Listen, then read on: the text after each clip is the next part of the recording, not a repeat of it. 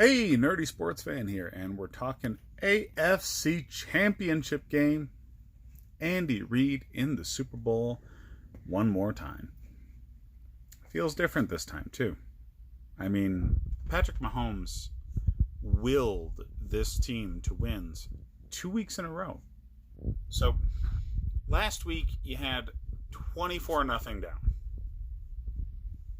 and then they rattle off 51 straight points.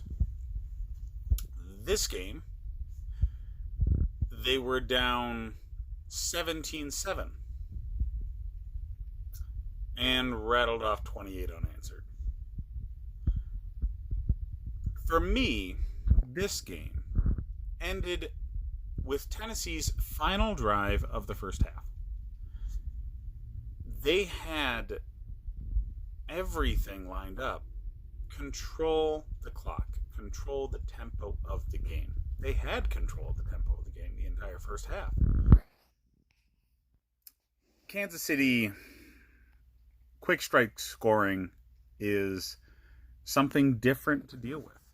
And the one thing that they're really putting coaches in a bind with is, when do you get away from your game plan? The answer should be literally never.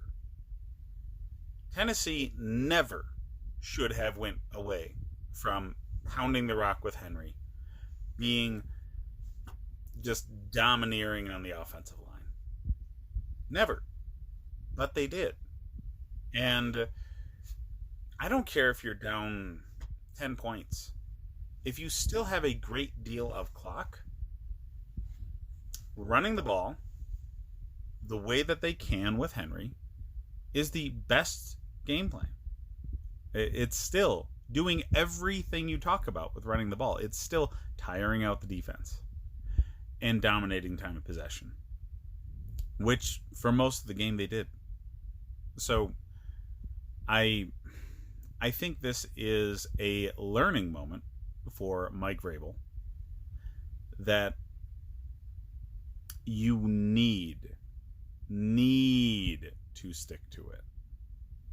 Because the moment they started going away from it, the moment they started putting Tannehill in shotgun 3 and 4 wideout sets, game over. It's just game over. There's no play you can point to and say, man, that changed things. Nothing. But again, there was a nice special teams play from Kansas City. They got their energy back into it with a 35-yard kick return from Mecole Hardman. So, energizing plays coming from literally any source other than Patrick Mahomes is a killer for the opposite team. You need it to be just Mahomes. And if anybody else steps up, if the defense steps up and gets a very good third down stop, if special teams steps up and gets an extremely long kick return, game over. Kansas City knows their offense is amazing. They know that their offense cannot be stopped for any real length of time. And if they have a half of football where their offense is uncorked, they win. They win, okay? You need to keep them bottled up the entire game. You need your game plan to stay sound. And you need to hold to it. Different story, actually, putting it into practice. This Kansas City team is healthier than they were earlier in the season.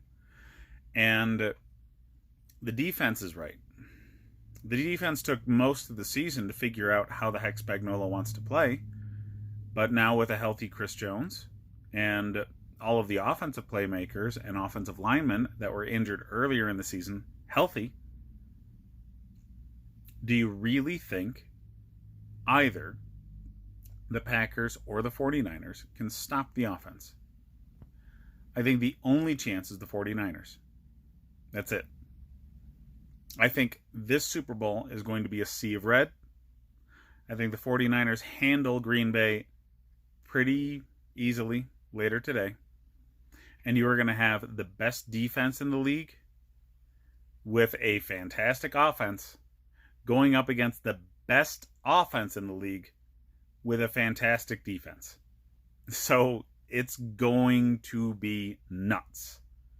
Trying to pick the game, trying to bet the game, watching the game.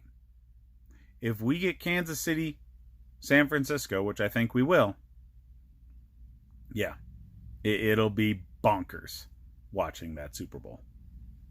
So I'm excited.